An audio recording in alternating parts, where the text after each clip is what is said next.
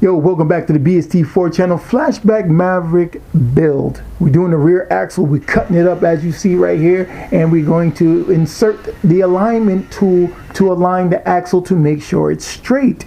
And we're going to further go on with the video to explain the item that I purchased. I got this piece of bar here, 1 1/4 outer diameter, 10/18 cold rolled steel. Now along with that I got some components. Now these are the components that I have just sitting right here. We got these things here. We got the ends, both ends.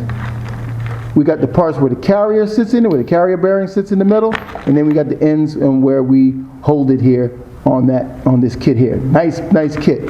Now with the situation here, it is tough to get these bearings out of this situation. I don't give a damn what you talk about. It's tough. Now you got small bearing for the cars, for probably Ford Mustangs and such, or Lincoln Town Cars, Crown Victorias and everything like that. And then you got the big bearing for the, depending on where you get your piece of iron from, it's going to be just in the specs of 1 1/4, bigger or smaller depending. But this item here will be 1 1/4.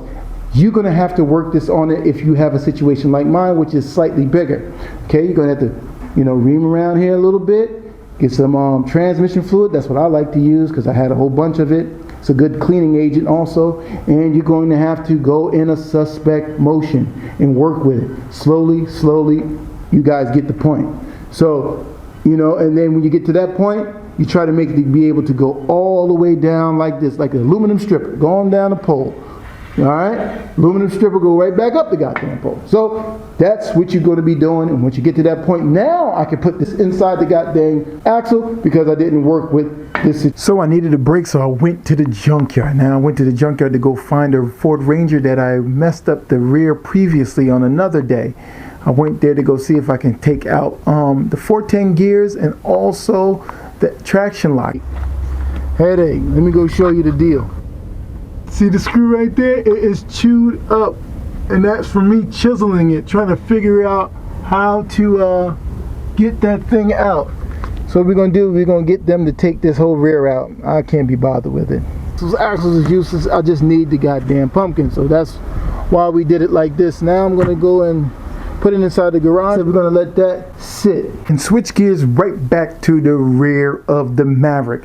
And now we got to get this all lubed up and everything so we can be able to check. Pinion angle is very important. As you can see in this video, the pinion angle, when you accelerate, decelerate, it changes drastically. So I definitely have to set the pinion angle. Now I'm going to set the pinion angle.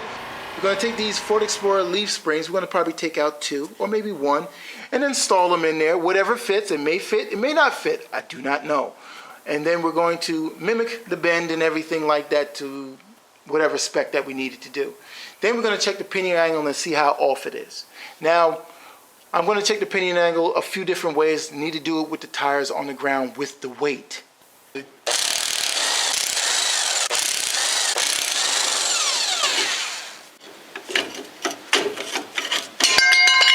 I'm here to tell you, this one-man band shit is not the move. Crazy to do this.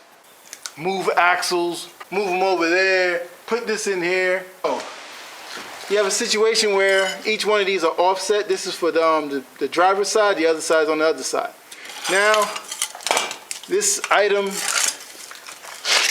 that is right here that you guys see, this big ass item here is this side. Now there's 2 ways to handle this, but it'd be a lot easier just to weld up the situation, I think. That's what everybody else does. That's what I'm gonna do, is take it back out, the whole axle assembly, and do what I need to do. All right, man, we got the axle back in, skipping scenes, brothers, and we weld it now. The left to right is right in the middle. This side's even with the other side. So what I did, shit don't jive, take the shit back off, clean it up, slap it back in there, do it all over again. Nephew came in, and again, telling you need 2 people to do this thing quickly. Me, I could have been going back and forth, back and forth, back and forth. Came in here, knocked it just a little bit, double check, knocked, boom, done. And that's why I mean you need 2 people to really be doing this thing properly. So, pinion is set, it's good.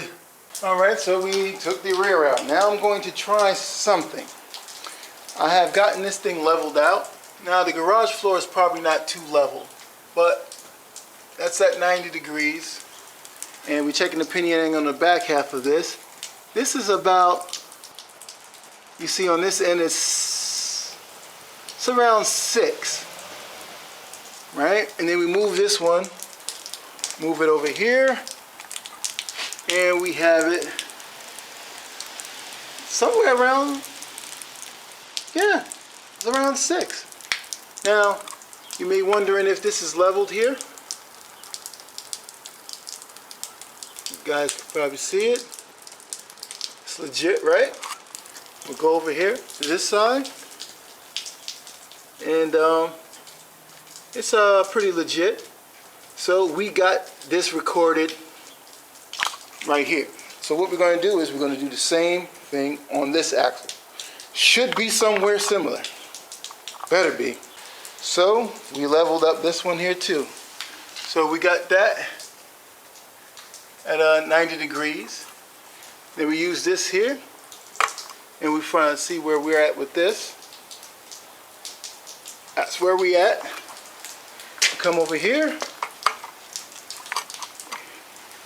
and we're close. That need to be a little bit more level. And then we'll come over here, and where we at? We're right there around, yeah, around 5. That one was 6, this one's like 5. And this one here, same thing, around 5. Now that is 5, and that is 5. So, I guess you could kind of check the pinion angle like that also. So I'm not ashamed of what I've accomplished. The proper way to do this is to get the axles all in, get the tires on the ground, and check the pinion angle like that. That is like the proper way to really do this thing. But, you know, I don't have everything in there because I don't have the bearings yet. I don't have none of that stuff yet. So this here is legit. I'm going to send it out and get welded. But this is something else that I wanted to tackle too. After that, went and got some bearings, installed that joint, hammer that thing in, put the axles in, and now we can sit there and look at it and say, okay, we're looking good. Now let's get to the front and put some disc brakes on. I never even talked about these rotors and what's going on. To explain it in a little bit more deeper, that is a caliper bracket for the swap. That is, you get that from the place over here. This place. You get it from there, and that's where you get it from. So, now to carry on with this, you're going to need a rotor from a Toyota Previa. You know those Toyota vans that look crazy, but if you hook them up and lower them and everything, they look funky as heck. But in plain form, they suck. You may need this because of these short studs, but you need to take these out. Get the daggone studs before you grind this down. I'm going to change the hub like I explained in the other video. I'm going to change this hub. It's good, but I want a real solid hub. That's going to be later on. Right now I'm just going to be mocking this up. And you're going to need this here. You're going to need that. And you're going to need this here for the seal. Seal is on. Hub is cut. I got to take the sharpness out of it, out of both sides. I need to go do that, get some sandpaper and stuff like that. And now I went and got calipers. I think it's going to be even for the Cutlass Sierra. I think all of those brake calipers are pretty much the same. Right there on the screen are the years you're going to need and the parts you're going to need for this swap, along with that bracket. You're going to need that. That is the secret sauce of this whole thing.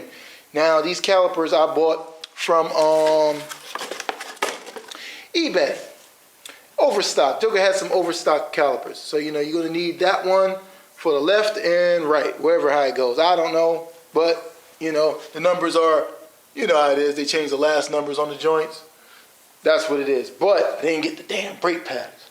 So I need to go run and go get some brake pads and come back here and then start it because I need some brake cleaner and all of this stuff here.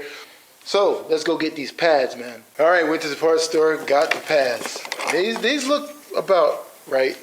So that goes in there, that goes in there. So what we'll do is we're going to slap this back on here. and get that situated and get that popping.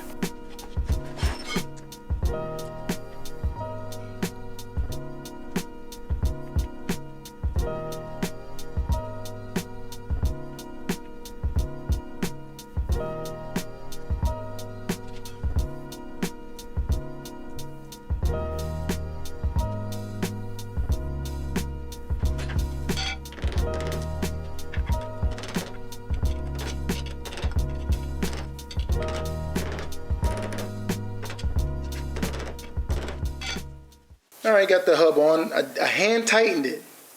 You know what I mean? You just hand tighten it and keep it moving. So I need to get the edge off. It's really nasty. Should have told the guy to do it at the place, but I dropped it off and left it. So, and mind you, oh yeah, they even talk about that. I called up a machine shop. I said, yeah, can you cut a hub down? And he said, no, we don't have any machinery like that. I'm like, dude, you're a machine shop. Nah, we don't have anything like that. So I took this to a mechanic, and the mechanic cut it down on his brake lathe. He had a drum and disc brake lathe. Lost art, man. So anyway, yeah, let's get this cut down, man. I got an idea, so I'm just gonna do this real quick.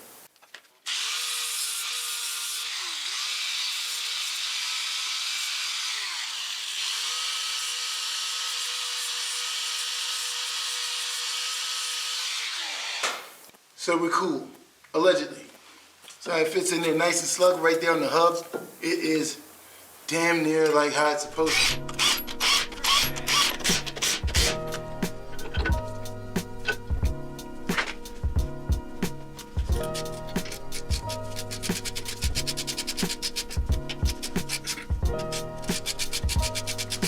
Now we got it completed. Now all you really need now is the brake hose and to refit the brake line. So when I do all of that, again, like I said, I'm doing it in steps. I'm doing the front, then the rear, then the rear, then the front, then the front, then the rear, then the rear, then the front. I don't want the car to be on all fours, tearing it all the way down. I just don't want to do that because I may have to take the car out.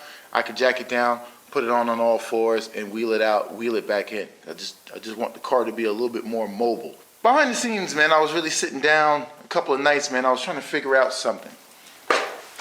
I have these wheels here. I don't like them, and I'm not going to run them. Everybody who has a Maverick or some kind of older muscle car or something to the sort, they're running those. I didn't really even want them on the Crown Vic, but the 18 sits so nice. Those are some rusty rims, by the way. On the Crown Vic, I kind of like them now.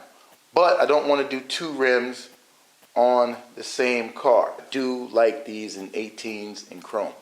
I may run that, but I do have some other rims.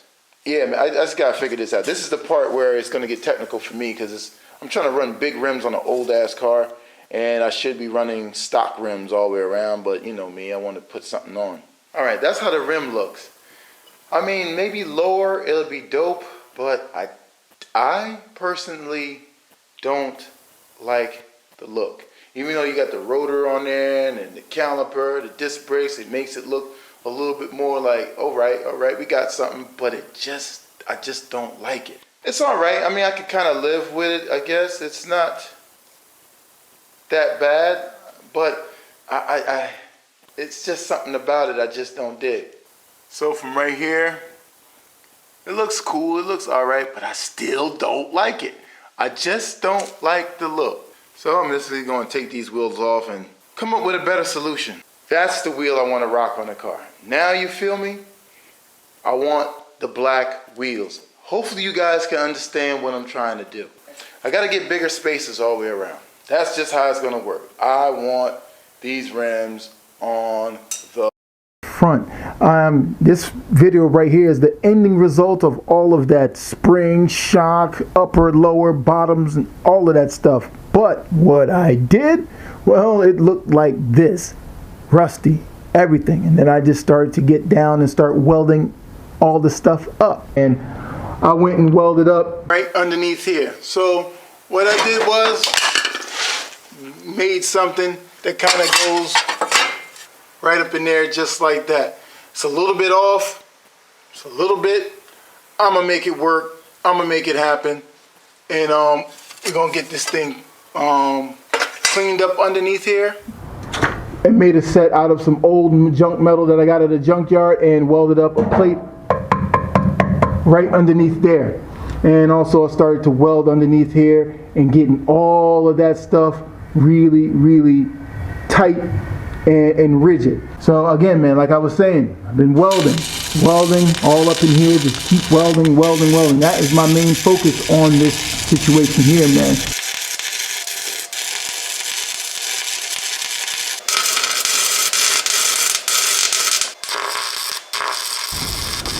And right after welding, man, you just spray a little bed liner underneath there, man, and get it looking right.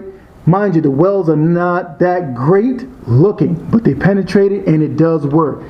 Sometimes when you're in the modern world, you have to go old school, and this is what I'm doing, going old school. Have to. Now also too, I went and picked up some upper arms and lower arms. Now the lower arms, I want to thank the guy from eBay for giving me a good deal. They were all red. I painted them black, as you can see, and I welded a plate underneath here. Now the plate will make this a little bit more rigid. Now, could have got fancy and really did some, because this is some 240SX stuff here. I could have, chopped this right here, extended out 1 inch, 2 inch, and then weld it back in. And I'll probably do that maybe later on. You know what I mean? They do have a modification that's quite similar in this book. I got a lot more stuff to do. As you can see here, we got to work on the interior. I'm just putting the carpet, but I got to do the other seat on the other side. Still debating on electric seats on the passenger side. And we just have to stay at these projects, man, and get these things going and making sure that we have a decent project. When they first created mini bikes, man, it was in the pits way back in the days. These guys, man, they created something and said, man, look, man, we need something to bobble around in these pits. We ain't using these goddamn bicycles and stuff like that. So the guy just came up with some lawnmower engines and made this chassis right here, man. And I suggest that, man, if you got a hot rod, man, you got to have one of these things, man, just for the sake, for the old school. I built this for my son. He ended up riding this. He don't want this no more. It's a very, very low level of customization on cars and mini bikes and whatever I can get my hands on. But this eases my mind. It's just like you smoking a joint, right? Putting it to your lips. This is my joint. It's green. This is my form of high. And everybody out there, you got to find your form of high. You know what I mean? So you got to take everything in moderation, man. And I have to get back to doing these dash pods. Yep, this right here. You'll see it in the next video. See you guys.